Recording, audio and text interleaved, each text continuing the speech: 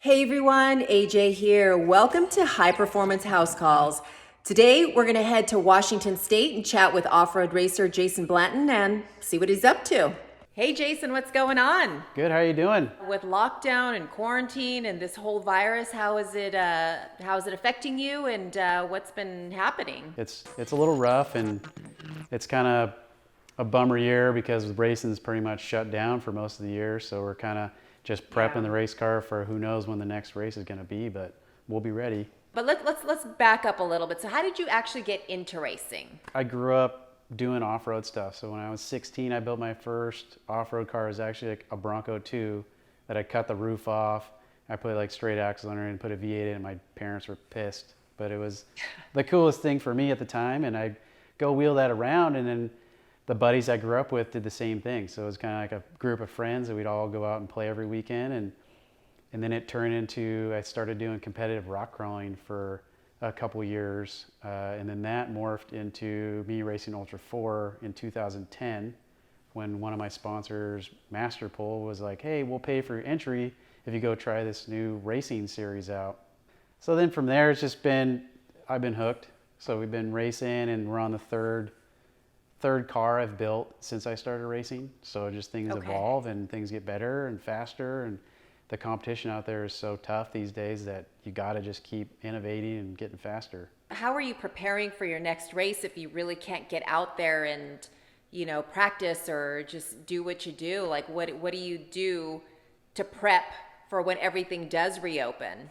It's just going after every little piece of the car. You never know what's going to take you out of the race, and that's the hardest part about racing is like you can be so prepped and an O-ring can make you fail the race, and it's like just trying to make everything perfect for that day when we finally get a race that'll have the best odds of doing well. Where are you at right now? Are you at your shop? In the garage of my house. So I built a new house for myself, and I needed a big garage, so this is big for the area. I live in like a suburb, so my neighbors are literally like 15 feet away, and I put in a 1,200 square foot garage on our house. So. Oh wow, that for a garage, that's pretty big. So can you show us around? And sure. So like see what you've got. Over here goes into my house. This side of the garage is where we store our razor. This is what we pre-run in. This is the back shop, so I built a little wall so I can kind of hide my mess from everything else. This is a fab table. I'm actually building the girls an all-electric drift cart right now. So this is like a electric go-kart with, it's all powered by OPTIMA batteries. Oh, nice. So we're getting going on the fab. The chassis is almost done, and hopefully I'm wiring it next week and we can try it out. I've never really messed with electric motors or anything like that, so we'll see how fast it is, if I need to add more motors to it or what. I don't know. So it'll be a cool little test. I love that your whole family's also into racing and having some fun on four wheels. Yeah, they definitely are. And then this is the race cars parked right here, and I got a little car lift so I can tear it down pretty easy compared to how I used to do it in the floor jack and jack stand. So I know a lot of racers have teams of people building their cars and doing things for them, but you're very much hands-on with the cars you build. So what are the benefits to knowing your vehicle versus, let's say, somebody else that has it built for them? Yeah, I mean, that's a good point. I build all the cars that we race. I maintain them. For me, it feels like when I'm racing, I know how hard I can push it. Or if I like hear a weird noise, I know it's something weird, and I know like, hey, like, what is that noise? We should check it. Just because I've touched every bolt, I've done everything on the car, so when something happens, I usually know what's wrong with it. And on the upside is like when something does break, I usually know how to take the car apart very quick and get it fixed, even out there in the race course. You've been racing King of the Hammers for the past 10 years. So what's that like, and how do you prepare for a race like that? It's very hard to prepare for that race. No matter what you do, you're never prepared 100%. It's one of those races that it's like a love-hate relationship. It's like all year long, you like prep the car and you're like, I'm going to do really well this year. We're going to go there. Nothing's going to be wrong. And then you get there and everything goes wrong. And you're trying to fix it and you're rushing to get done. You get in the race car and you're 150 miles in the race. And you're like, why do I do this? This is like beating you up, and it's just stressful. But at the same time, it's like, I'm coming back. I'm like gonna conquer this race. I'm gonna do well. It's like an addiction kind of thing. So it seems like you need all kinds of different types of race training because, I mean, if you're doing rocks, you need rock crawling. There's, racing in the desert. I mean, I could see how it's extremely challenging on many levels, on not just physically, but mentally as well. Definitely. I think when I first started, I think the hardest part for me was I grew up doing rock crawling. So I was like, I had that part down. But then when you get out in the desert and they're like, okay, you need to be floored through this section of 3-foot whoops. It's one of those things that's like, it's a mind over matter thing. You're like, are you sure I should be doing this? Like you're pinning it through the whoops as fast as you can. And the whole time in your head, you're like, I should be slowing down. I should be hitting the brakes. And like, that's the last thing you want to do in the desert is hit your brakes or slow down. So it was definitely difficult. Even to this day, when I get back down there, I have to like take a few days to just get used to it again. So I heard that we've got a couple of locations that you're gonna show us. Yeah, I was actually gonna jump in the Razor and drive to my friend Keith's house. He lives a couple miles away. He has a cool shop and he's got some really cool desert toys in his shop. So it'd be cool to go check out. And so I'll get in the Razor and I'll drive over there. I'll probably have to call you back once I get there. So. Okay, that sounds like a plan.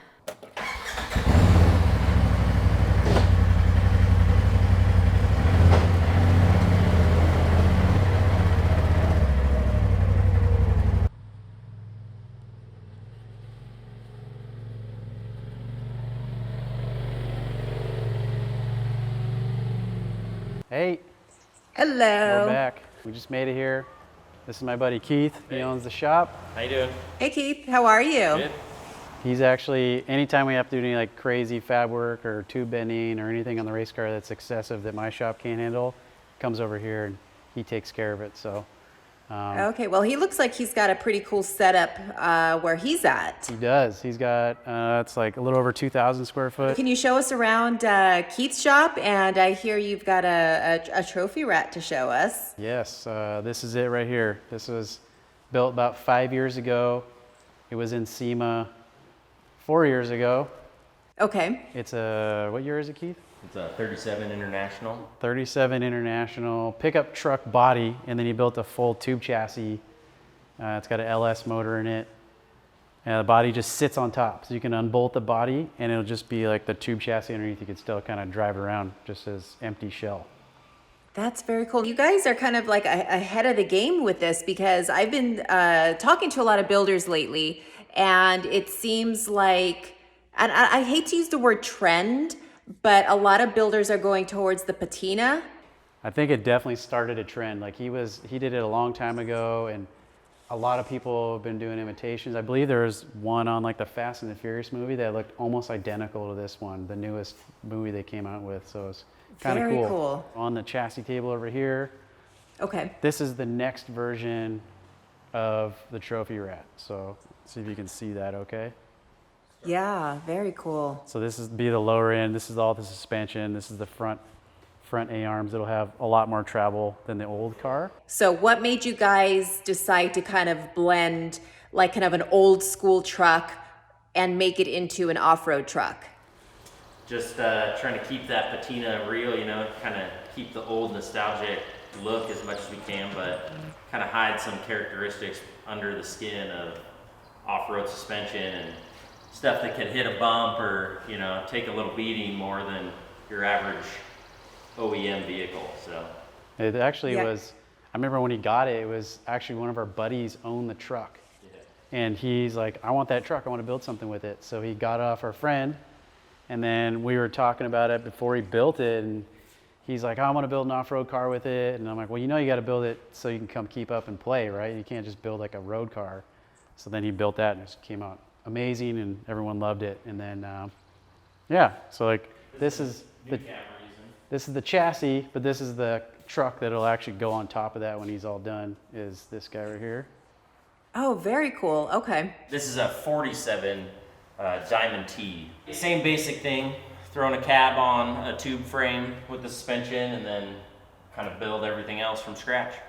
It would be cool if you guys roll up to one of the Baja races in that. I mean, I don't know what category it would fit in, but I mean, I think that would definitely turn heads in Mexico. Oh, I'm sure that would be another reason to go to Mexico. Exactly. See, I'm pushing you to You're go, pushing it. go. You're ready for Baja. I'm telling you. Exactly. So how did you guys meet? Tell me, like, how did your two worlds come together? Keith and I actually went to high school together. So I grew up with his older brother. We used to snowboard a bunch. So me and his older brother used to snowboard all the time and hang out at the snowboard shop, and got to know Keith. And I learned to weld in his garage. yeah, in my parents' garage. Just kind of rolled with it. We used to weld in my garage and grew from there. And he's gotten, I mean, he's an amazing fabricator. So well, far beyond me. It's the same core group of friends come to every race with us. So it's kind of cool. We've been doing it for 10 years as a family kind of thing. And we've all grown up together racing. So. And it just makes it even that much more fun, because not only do you get to do what you love, but when you get to share it with people that, you know, from family and friends that are considered family, it just makes the experience a whole lot better. It's good to have that core group of friends that all do some little part in your race program, and Keith's a huge part of it. When everything opens up, what's the next race on your list? I just been talking to some people in Oregon. They're doing a little race for Memorial Day weekend, like a desert race down there. Okay. So I might go do that. Next actual race would be in October, September or October. We have Ultra4 race, and then following that will be February for the King of the Hammers again. So it's like almost like fast forwarding 2020, and we're already thinking about 2021. All right, Jason. All right, Keith, thank you so much for opening up your shop to us and showing us around and sharing Trophy Rat with the world. Hopefully you get out there and Race. get going. Thanks.